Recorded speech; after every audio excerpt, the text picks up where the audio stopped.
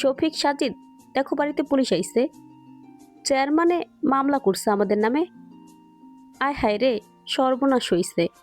জাহানারা বেগম মনে করলেন চেয়ারম্যান পরিবার থেকে পুলিশ এসেছে ওনাদের জন্য। ওনার আহাজারির চিৎকারের সুফিয়া খান কপাল কুঁচকে তাকান সেদিকে। দৃষ্টি অনুসরণ করে দেখলো বাড়ির সদস্যরা প্রায় সকলেই এখনো জাগ্রত, বসার ঘরে ভিড় জমিয়ে। হয়তো কোনো আলোচনা সভা হচ্ছিল তাদের মাঝে। হওয়াটাও স্বাভাবিক, অস্বাভাবিক কিছু না। বাড়ির মেয়ের বিয়ে ভাঙলে, বরযাত্রী ফেরত গেলে সব পরিবারেরই এমন হইচই থাকে। তাই মায়ার পরিবারের সবাই মাঝে হইচই থাকাটা অস্বাভাবিক কিছু না। সোফিয়া খান আপাতত সেসব মনোযোগ হলো না, আর না উপস্থিত সদস্যের কাউকে চিনল। ওনার চেনার কথাও না। কখনো মায়ার পরিবারের সঙ্গে ওনার সাক্ষাৎকার হয়নি, আর না ফাহাদের বউ মুক্তার সঙ্গে দেখা হয়েছে। তবে তিনি ছবিতে দেখেছিল ফাহাদের বউকে, সেই সুবাদে ওনার মুক্তাকে চেনা কথা। হয়তো মুক্তার ক্ষেত্রেও তাই। সুফিয়া খানকে সরাসরি না দেখলেও সেও ছবিতে দেখেছিল রিদ খানের মা সুফিয়া খানকে। সুফিয়া খানের হঠাৎ আগমনে থমথমে মুখে সকলেই বসা থেকে উঠে দাঁড়ালো দরজার দিকে তাকিয়ে। সুফিয়া খান মুখের মাস্ক খুলতে খুলতে খুব স্বাভাবিকের ন্যায় বাসায় প্রবেশ করলে চমকে ওঠার মতন দ্রুততায় এগিয়ে আসলো মুক্তা। সন্ধ্যায় মায়ার বিয়েতে পরা শাড়িটা এখনো ওর গায়ে জড়িয়ে, সেটির আঁচল মাথায় টানতে টানতে এগিয়ে আসলো সোফিয়া খানের দিকে। হৃদের মাকে চিনতে ভুল হয়নি ওর। দ্রুততায় এগিয়ে এসে পায়ে হাত দিয়ে সালাম করতেই মুক্তার মাথায় হাত রাখলো সোফিয়া খান। তীক্ষ্ণ গলায় মুক্তাকে উদ্দেশ্য করে বলল, ফাহাদের বউ, রাইট? গম্ভীর মুখে সোফিয়া খানের প্রশ্নে খানিকটা ভয় পেল মুক্তা। এই মহিলা সাংঘাতিক ধারালো আর তেজি মানুষ।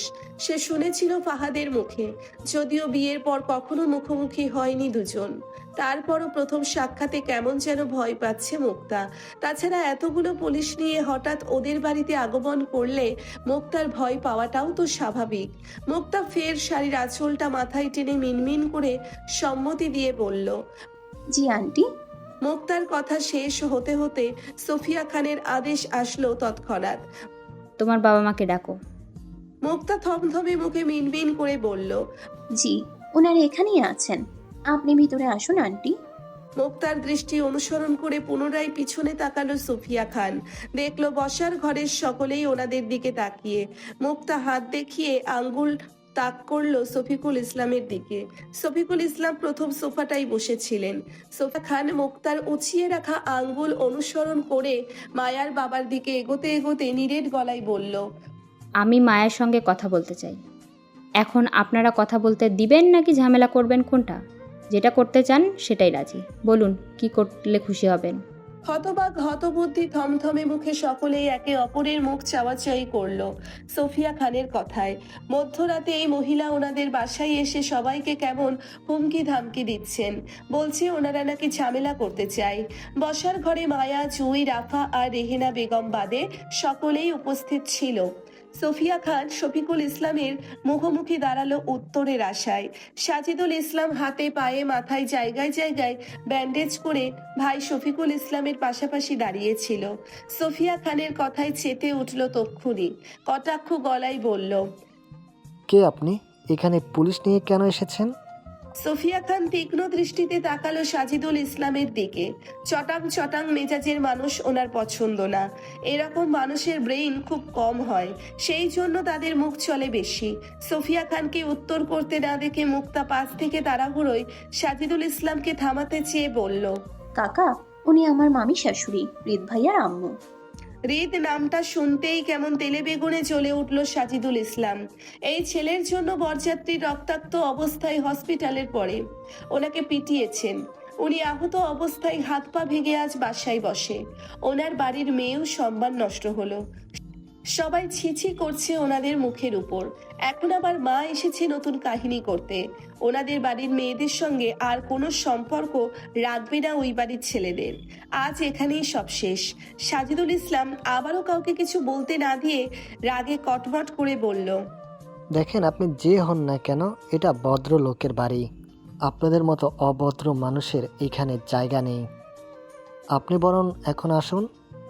আমাদের বাড়ির মেয়ের সঙ্গে এদের কারো কোনো সম্পর্ক থাকবে না, আর না কোনো সাথে কেউ কথা বলবে। আপনি চলে যান।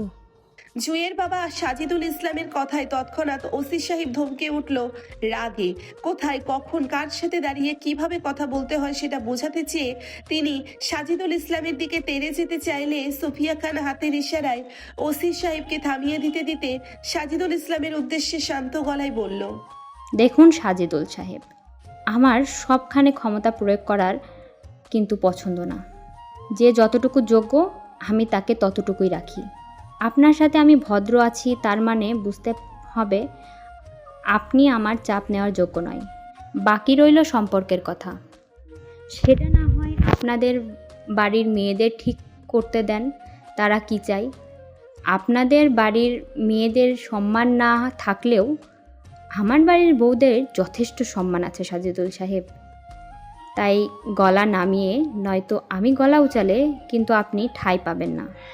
কথাগুলো বলেই সুফিয়া খান শফিকুল ইসলামের চোখে চোখ রেখে বলল, মেরুদণ্ডহীন প্রাণী পশুর সমান হয় শফিকুল সাহেব।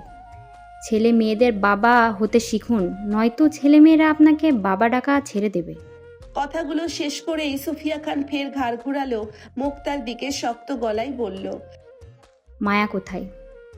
মুক্তা ভয়ে তাড়াহুড়ো করে বলল। উপরে আছে। সুফিয়া খান আদেশ স্বরূপ বলল।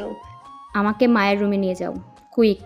কৃত্রিম লাইটের আলোয় সুফিয়া খানের মুখোমুখি বসে মায়াকে জড়িয়ে ওর মা রেহেনা বেগম বসে আছেন। পাশেই রাফা, জুঁই দুজনেই দাঁড়িয়ে। সকলে মুখ থমথমে বিস্ময়কর সুফিয়া খানকে এই মুহূর্তে দেখে। বাকিদের সুফিয়া খানকে চেনা না থাকলেই মায়া ঠিকই চিনল সুফিয়া খানকে, কিন্তু মাত্রাতিক জ্বরের ঘোরে মাথা ফেলে শুয়ে রইল মায়ের বুকে। এতক্ষণ মায়াকে জলপট্টি দিচ্ছিল রেহেনা বেগম। সুফিয়া খানের আগমনে বিব্রত বোধ করে মায়াকে নিয়ে অগোছালো অবস্থায় বসলো রেহেনা বেগম। চোখ মুখ কেঁদে কুটে লাল হয়ে আছে সবার। সুফিয়া খান তীক্ষ্ণ দৃষ্টিতে সকলকেই পরখ করে নিল। মায়ার দিকে তাকাতেই ওনার কুচকানো কপাল আরো কুচকে আসলো মায়ার নাজেহাল অবস্থা দেখে। মায়ার সুন্দর মুখটা জ্বরের ঘোরে ফ্যাকাশে হয়ে যাচ্ছে। সবচেয়ে বড় কথা, মায়ার শরীর 1 কেজি মাংস হবে কিনা সন্দেহ আছে সুফিয়া খানের। এতটা শুকিয়েছে মেয়েটা। লাস্টবার যখন তিনি মায়াকে দেখেছিল হৃদের সঙ্গে, তখন বেশ নাদুস নুদুস আর হেলদি ছিল মায়া, কিন্তু এখন শরীরের অবস্থা খুবই শোচনীয়। তিনি এসেছিল মায়ার সঙ্গে কথা বলতে, কেন বিবাহিত হয়েও দ্বিতীয় বিয়ে করলো সেটা জানতে। অথচ মায়ার পরিস্থিতি দেখে ওনার মনে হচ্ছে মেয়েটাকে আগে সুস্থ করানো উচিত, তারপর বাকি কিছু। সুফিয়া খান মায়াকে পরখ করে রেহেনা বেগমকে প্রশ্ন করলেন, মায়ার খবর জানতে চেয়ে বলল। কি হয়েছে মায়া? সুফিয়া খানের প্রশ্নে মায়াকে দুহাতে চাপটে ধরে রেহেনা বেগম অসহায় গলায় বলল, আমার মেয়েটা অনেক দিন ধরে অসুস্থ। রেহেনা বেগমের কথায় খানিকটা অসন্তুষ্ট হলো সুফিয়া খান। তীক্ষ্ণ গলায় বলল, এত অসুস্থতার মাঝেও মেয়েটাকে বিয়ে দিতে গেলেন কেন? আপনারা জানতেন না মায়া বিবাহিত ছিল সেটা? সুফিয়া খানের কথায় ঝরঝর করে কেঁদে উঠল রেহেনা বেগম।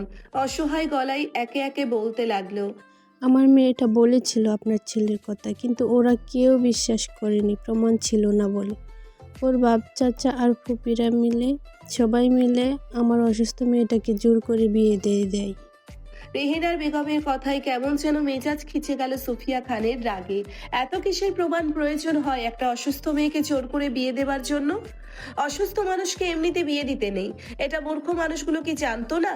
তাছাড়া যদি কেউ দাবি করে সে বিবাহিত, অন্তত সেটা সত্য মিথ্যা যাচাই বাছাই করে তাকে দ্বিতীয় বিয়ে দিতে হয়, নয়তো বাপের দ্বারে দাঁড়াতে হয়। মায়া যখন বলেছিল সে বিবাহিত, তখন অন্তত সত্য মিথ্যা যাচাই বাছাই করার জন্য হলেও ওনাদের অপেক্ষা করতে পারতো এরা। তা না করে উল্টে একটা বিবাহিত মেয়েকে জোর করে না জায়েজ সম্পর্কে বেঁধে দিল এরা। ওনার ছেলেটাও বইয়ের জন্য পাগল প্রায়। এই মেয়েকে না পেলে সে যে ঠিক হবে না তিনিও জানেন, কিন্তু মায়ার বিয়েটা নিয়ে কেমন যেন বারবার মেজাজ খিচে যাচ্ছে ওনার। সুফিয়া খান শক্ত গলায় বলল, বিবাহিত মেয়ের স্বামী জীবিত অবস্থায় দ্বিতীয় বিয়ে জায়েজ না, সেটা জানার পরও কিভাবে আপনারা জোর করলেন মায়াকে দ্বিতীয় বিয়ের জন্য? রেহেনা বেগম মুখ গুমড়ে ডুকরে কেঁদে উঠল। খানিকটা সময় নিয়ে রয়ে শুয়ে শুরু থেকে সবটাই জানালো মায়ার পরিস্থিতি সম্পর্কে সুফিয়া খানকে। সবটা শুনে মুহূর্তেই কেমন নমনীয়তা হয়ে গেল সুফিয়া খানের মন। তীব্র অপরাধ বোধের জাগ্রত হলো মনে। হৃদকে নিয়ে দিশেহারা হয়ে যাওয়ায় মায়ার খোঁজ করতে পারেননি তিনি।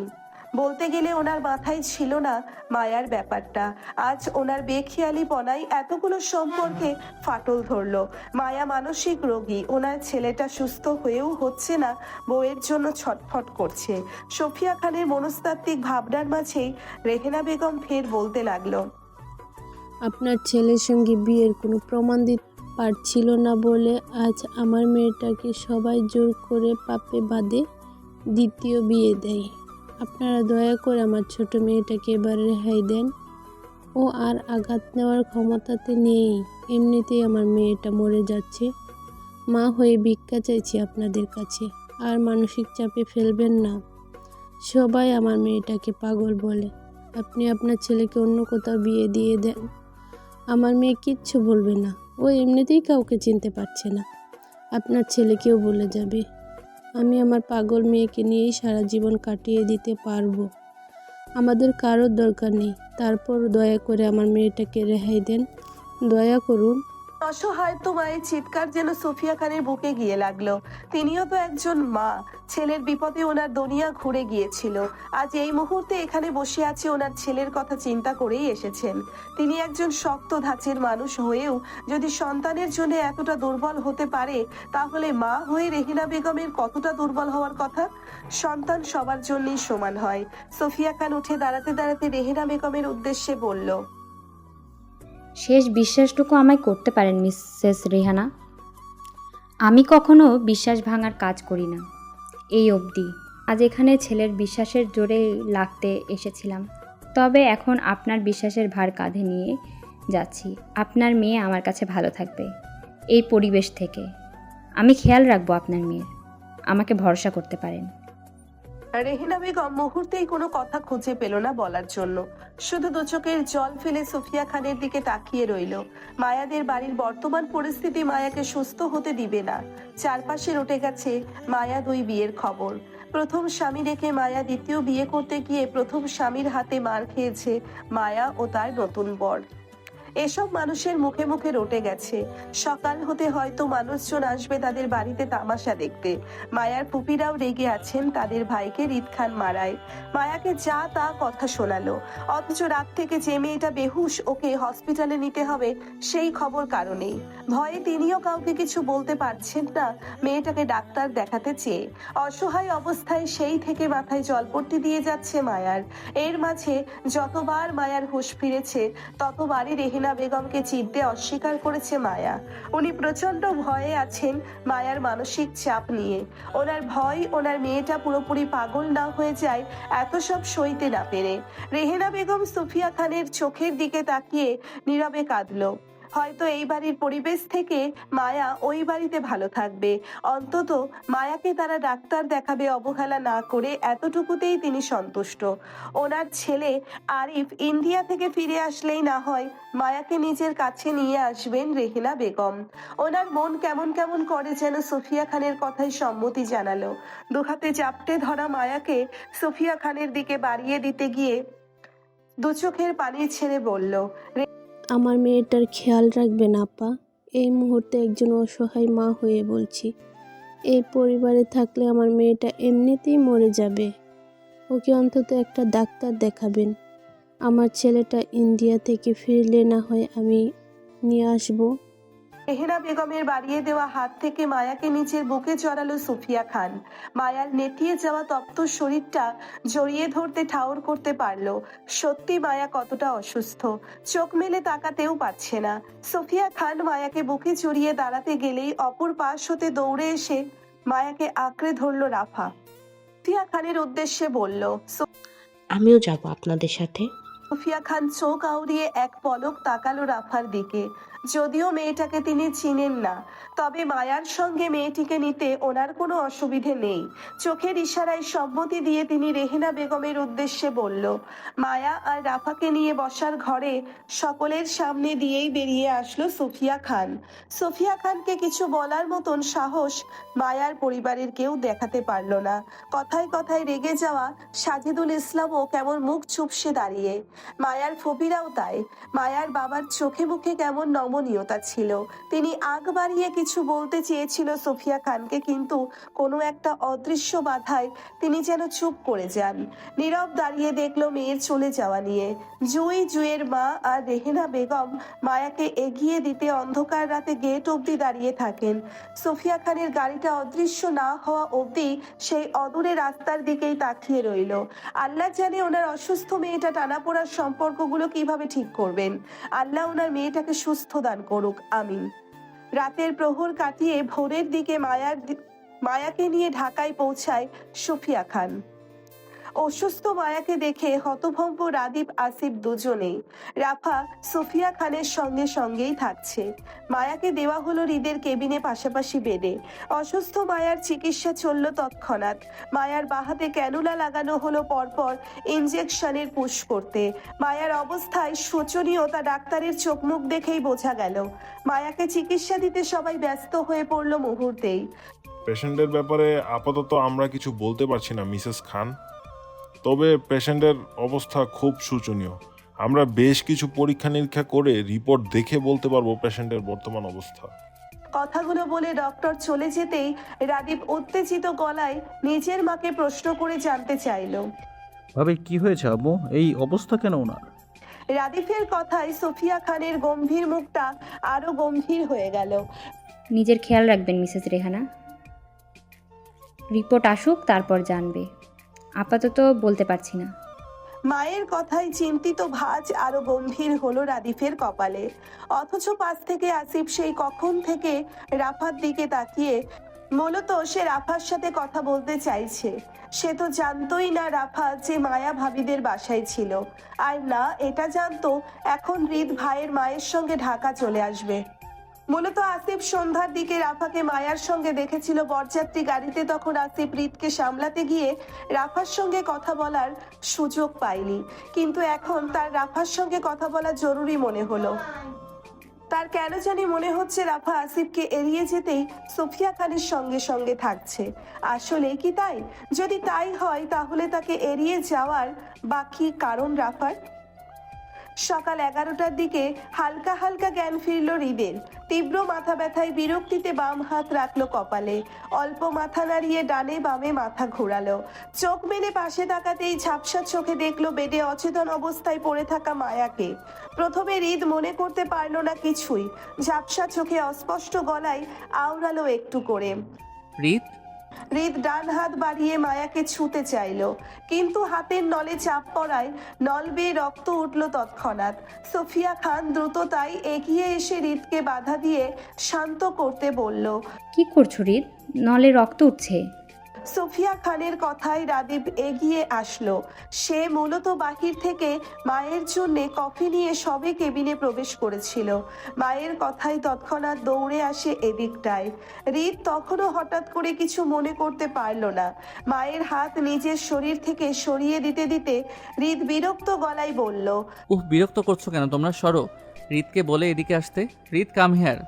সোফিয়া খানের হাত সরিয়ে দিতেই হৃদ ফের বেহুশ মায়াকে ডাকলো নিজের কাছে। মায়ার নড়চড় দেখতে না পেয়ে হৃদ রেগে কিছু বলবে তার আগে রাদীপ তাড়াহুড়ো হৃদকে শান্ত করতে বলল, ভাবি তো অসুস্থ, উনি হুঁশে নেই, তুমি শান্ত হও। মায়া অসুস্থতার কথা কানে যেতেই হৃদ কপাল কুঁচকে তাকায়। কয়েক সেকেন্ড ব্যবধানে হঠাৎই স্মৃতিচারণ হলো বিষাক্ত অতীতগুলো। মায়ার বিয়ে অন্য কোথাও হয়েছে সেটি মনে আসতেই হৃদের শান্ত মস্তিষ্ক তরাক করে জ্বলে উঠল। দাউ দাউ অগ্নিশিখার ন্যায় হুঙ্কার ছেড়ে হাতের ক্যানুলা, স্যালাইন সবকিছু টেনে ফেলতে ফেলতে বলল, এই নারী এখানে আসলো কেমনে? কার এত বড় কলিজা হয়েছে তোমাকে ঠেঙিয়ে এই নারীকে নিয়ে আসে? কার? হৃদের হুঙ্কারে বাহির থেকে আসিফ আয়ন দুজনেই দৌড়ে আসে ভেতরে। আজ সকালেই আয়ন বাংলাদেশে ফিরেছিল লন্ডন থেকে। মায়ার ব্যাপারে সবটা আসিফের কাছে শুনে সেও স্তব্ধ হতবাক। কিছু বলার মতন ভাষা আয়নের কাছেও ছিল না। মায়ার বিপদে সেও তো পাশে ছিল না। জুঁইয়ের সঙ্গে যোগাযোগ করতেও সে এই মুহূর্তে ভয় পাচ্ছে। কেমন যেন সৎসাহসে কুলাচ্ছে না তারপরও সে চিন্তা করলো কালই একবার আশুগঞ্জ যাবে জুঁইয়ের সঙ্গে দেখা করতে। সুফিয়া খান হৃদের তোলপাড়ে খুব স্বাভাবিকের ন্যায় হৃদকে উত্তর করলো, আমি নিয়ে এসেছি। মায়ের কথায় হৃদের তোলপাড় আরো বাড়ল। গর্জে উঠে বলল, কেন নিয়ে এসেছো? দরদ দেখাতে? যখন খেয়াল রাখার কথা ছিল তখন তো খেয়াল রাখোনি, অবহেলা করেছো। আজ এই নারী আমার জন্য হারাম, তারপরও কেন এই নারীকে আমার সামনে হাজির করলে? কেন? পরপর হৃদের হুঙ্কারে ডাক্তাররা দৌড়ে কেবিনে এগিয়ে আসলো। মিনি ফ্রিজ হতে হৃদের ইঞ্জেকশন নিতে নার্সকে আদেশ করতেই নার্স সেদিকে দৌড়ালো। অস্থির উত্তেজিত পরিস্থিতিতে সকলেই আতঙ্কিত মুখে হৃদকে বোঝাতে চাইছে শান্ত হতে, অথচ সুফিয়া খান স্বাভাবিক। বরং হৃদের কথায় কটাক্ষ করে বলল, আমার মন চাইছে তাই এনেছি। তোমার সমস্যা কোথায়? তোমার কাছে যাচ্ছে ও, তাহলে তুমি কেন এত হাইপার হচ্ছ? হসপিটাল কি তোমার বাপের কেনা যে তুমি ছাড়া অন্য কেউ চিকিৎসা নিতে পারবে না? যেমন মা তেমন ছেলে, গোলা ভারতের মতন মেজাজ। সোফিয়া খান ইচ্ছে করে হৃদকে রাগালো, কারণ হৃদের রাগে প্রশ্রয় দিলে এতে মায়ার ক্ষতি হবে ভেবেই তিনি এমনটা বললেন। মায়ের কথায় হৃদের মস্তিষ্ক ধপধপ করলো, আগুন লাগার মন শিরা উপশিরায় চলল। এর মাঝে আয়ন, রাদীপ, আসিফ, ডাক্তার সহ সকলেই হৃদের হাতে পায়ে চাপটে ধরলো ঘুমের ইঞ্জেকশন পুশ করতে।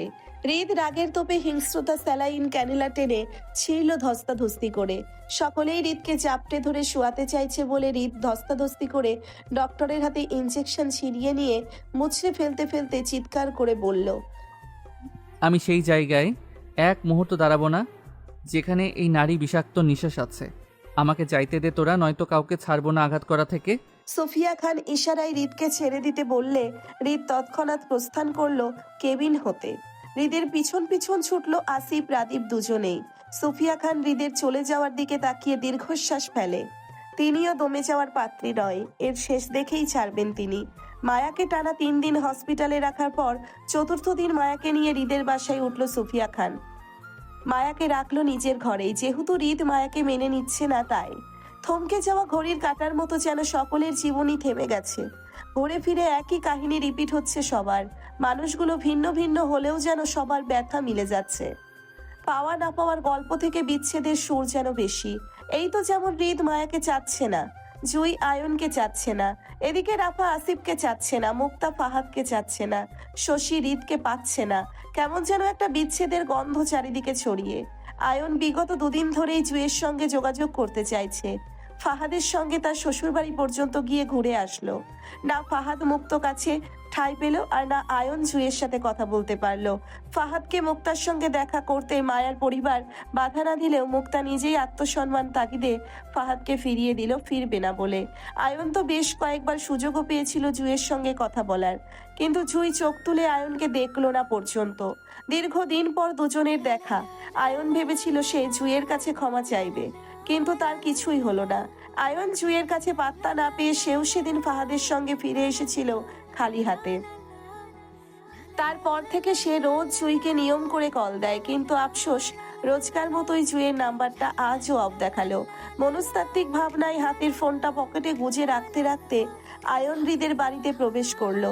মেইন দরজা খোলা পেয়ে সে আশেপাশে তাকালো।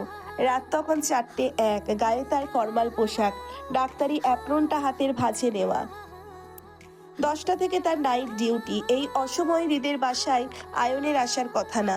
হৃদের মা সুফিয়া খান বাসায় নেই, তিনি আজ সকালেই চট্টগ্রামে গিয়েছেন কোনো একটা কাজে। বলেছিল মধ্যরাতের ভিতরে ফিরে আসবেন, সেই জন্য ওনার অবর্তমানে আয়নকে ফোন করে বলেছিল মায়ার রেগুলার চেক আপ করে যেতে। মায়া আজ 4 দিন ধরে হৃদের বাসায়, অথচ এই 4 দিন হৃদ 4 পলকও বাসায় ফেরেনি, আর না মায়ার খোঁজ নিয়েছে।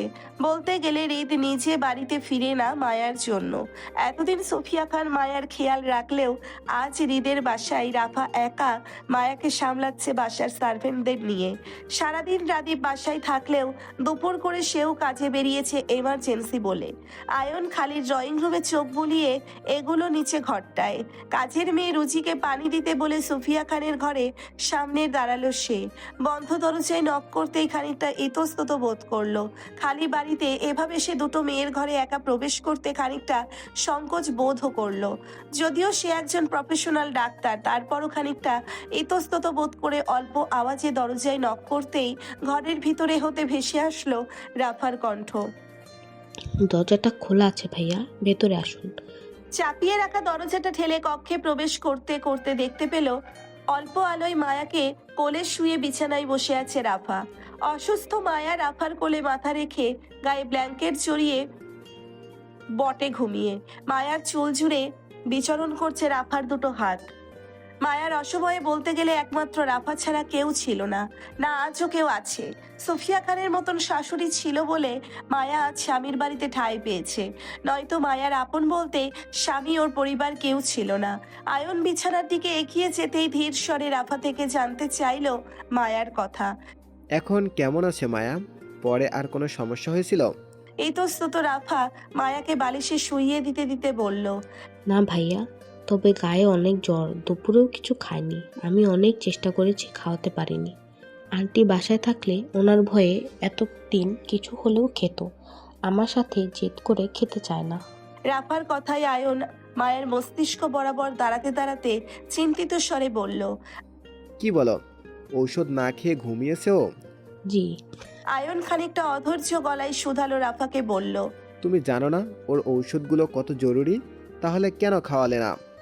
এই মুহূর্তে মায়ের ঔষধ মিস করা মানে ওর মস্তিষ্কে উত্তেজিত করা।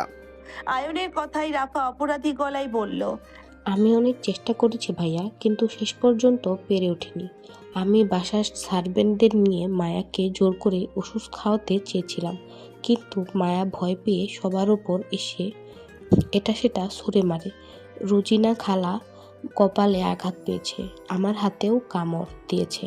মায়া নিজেকে কেউ আঘাত করেছে অনেক, ওর হাতে দেখুন কালশিটে হয়ে গেছে বারবার একই জায়গায় কামড়াতে কামড়াতে। সেজন্য আমি ভয় পেয়ে গিয়েছিলাম, তাই ওকে জোর করি নাই।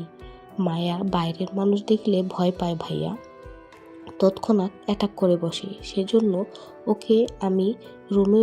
ওকে নিয়ে আমি রুমে বসে আছি। দুপুর থেকে মায়ার গায়ে জ্বরটা বাড়লে সোফিয়া আন্টিকে কল করে জানাই সেটা। আন্টি আমাকে বলেছে আপনাকে পাঠাবেন, সেই জন্য আপনার অপেক্ষাই করছিলাম। রাতের কথায় আয়ন শান্ত চোখে মায়ার শুকনো মুখটার দিকে তাকালো। খুব সুন্দর করে আদলের মায়ার মুখটা ফ্যাকাশে হয়ে আছে অসুস্থতায়। আজ মায়ার এই দুর্দশা পেছনে আয়ন নিজেও দায়ী। তারা সবাই মিলে একটা সুস্থ মেয়েকে একটু একটু করে মানসিক অশান্তিতে পাগল বানিয়েছে, একটা সুন্দর ফুলকে দুমড়ে মুচড়ে ভেঙে দিয়েছে।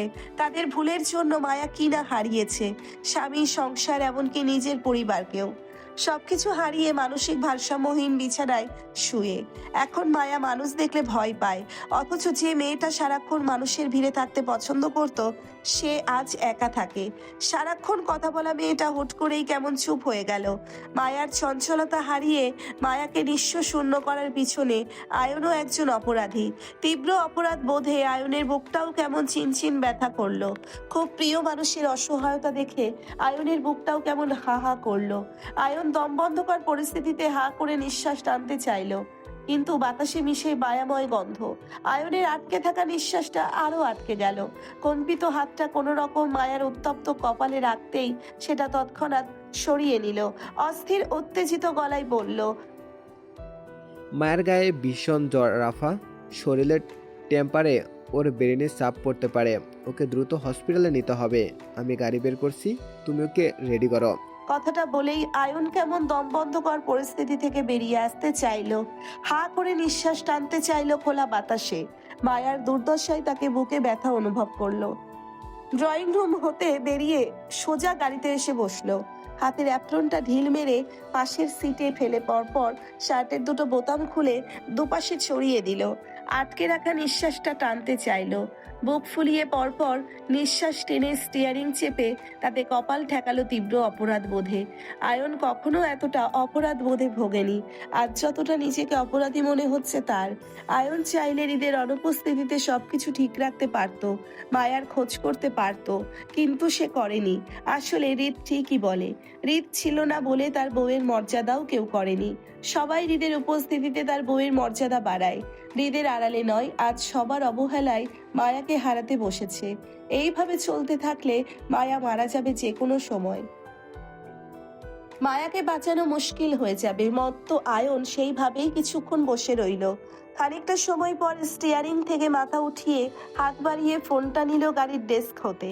মেসেজ অপশনে হৃদের নাম্বারে ছোট করে বার্তা লিখলো, মায়াকে তোর বড্ড প্রয়োজন হৃদ, প্লিজ চলে আয়, মেয়েটা মরে যাবে তোর অবহেলায়, ফিরে আয় প্লিজ। মেসেজটি সেন্ড করে আয়ন খানিকটা সময় নিল উত্তরের আশায়, কিন্তু ফোনের ওপাশ হতে কোনো উত্তর না আসায় আয়ন পুনরায় একইভাবে মেসেজ লিখলো হৃদের নাম্বারে। তোর বউ ভীষণ অসুস্থ হৃদ, দ্রুত হসপিটালে নিতে হবে। স্বামী হিসেবে না পারিস অন্তত মানুষ হিসেবে দায়িত্ব পালন কর, নয়তো মরে যেতে দে মায়াকে, আমি হসপিটালের অপেক্ষা করব। আয়ন হৃদের নাম্বারে পরপর দুটো মেসেজ পাঠিয়ে গাড়ি স্টার্ট করলো। আয়নের জানা নেই হৃদ আয়নের মেসেজগুলো পড়বে কি পড়বে না, সে মায়ার টানে বাড়িতে ফিরবে কি ফিরবে না। তবে আয়ন মায়াকে একা রেখেই হসপিটালে চলে গেল। আজ সেও দেখতে চায় মায়ার জন্য হৃদের মনে কতটা ঘৃণা জন্মেছে। ভালোবাসার মানুষকে চাইলেই ঘৃণা করা যায় না। মায়ার অসুস্থতার সম্পর্কে সব জানা হৃদের, সব জেনেও যদি মায়ার থেকে হৃদ মুখ ফিরিয়ে নেয় তাহলে আয়ন নিজে হৃদের মার সঙ্গে কথা বলে মায়াকে আলাদা বাড়িতে রাখার জন্য। সবকিছুর আগে মায়ার সুস্থতা প্রয়োজন। হৃদের আশেপাশে থাকলে মায়া সুস্থ হবে না। হৃদের ঘৃণা অবহেলা বরং মায়ার মানসিক চাপ বাড়াবে। আয়ন চলে গেল রাত 8টা, সেই 8টা থেকে 9টা হলো, 9টা থেকে 10টা গড়িয়ে ঘড়ির কাঁটা 11টায় পৌঁছলো। মায়ার শরীর আরো খারাপ হলো, গায়ের জ্বর খিঁচুনি দিয়ে শরীরে কম্পন ধরলো, হাত পা ঠান্ডা হয়ে মায়া আবারও প্যানিক অ্যাটাক করলো। অসহায় রাফার চিৎকার দেখার মতন ছিল। খালি বাসায় অচেনা শহরে মায়াকে নিয়ে কোথায় যাবে সেই ভয়ে চিৎকার করতে লাগলো মায়াকে জড়িয়ে। আয়ন মায়াকে হসপিটালে নিবে বলেও সে নিরুদ্দেশ। রাফা বাসার সার্ভেন্টদের নিয়ে মায়াকে হসপিটালে নেওয়ার সিদ্ধান্ত নিল। বয়সে রাফা মায়ার সমবয়সী, সে নিজেও কখনো এমন পরিস্থিতিতে পড়েনি। অচেনা শহরে মায়াকে নিয়ে কোন পথে যাবে আয়নের হসপিটালের সেটাও জানে না। শুধু জানে মায়াকে এই মুহূর্তে হসপিটালে নিতে হবে। কোথায় কার কাছে গেলে সাহায্য পাবে তাও জানে না রাফা। হৃদের ড্রাইভারকে গাড়ি বের করতে বলে রাফা পরপর কল মিলালো সুফিয়া খানকে। তারপর রাদীপ, আয়ন তিনজনকে পরপর কল দিল রাফা। প্রথমবার সুফিয়া খান কল রিসিভ না করলেও রাফার আয়নকে কল দেওয়ার মধ্যেই সুফিয়া খান কল আসলো রাফার হাতের ফোনে। রাফা তৎক্ষণাৎ সুফিয়া খানের কল রিসিভ করে অস্থির উত্তেজিত ভঙ্গিতে কাঁদতে কাঁদতে মায়ার কথা জানাতে জানাতে ড্রয়িং রুমে প্রবেশ করলো হৃদ। রাফার চিল্লা চিল্লিতে শক্ত গম্ভীর হৃদের পা থামে কাজের মহিলা রুজিনার গায়ে ঢলে পড়া মায়ার দিকে তাকিয়ে। হাত পা খিঁচিয়ে নাক দিয়ে রক্ত ঝরছে মায়ার, ফর্সা মুখটা কালো হয়ে আছে, মুখ দিয়ে ঝাঁঝ বের হয়ে। হৃদ কেমন শক্ত হয়ে জায়গায় দাঁড়িয়ে রইল মায়ার দিকে তাকিয়ে। হৃদের মুখ দেখে ভিতরকার অনুভূতি বলা দেয়। রাফা কান্নাকাটি করে সুফিয়া খানকে সবটা বলতে বলতে চোখে পড়ল মেইন দরজার সামনে দাঁড়িয়ে থাকা হৃদের উপর। আশার আলো দেখার মতো তৎক্ষণাৎ ছুটে গেল সেদিকে। কল না কেটে দুহাতের মুঠোয় ফোনটি চেপে হৃদের কাছে মিনতি করে কাঁদতে কাঁদতে বলতে লাগলো,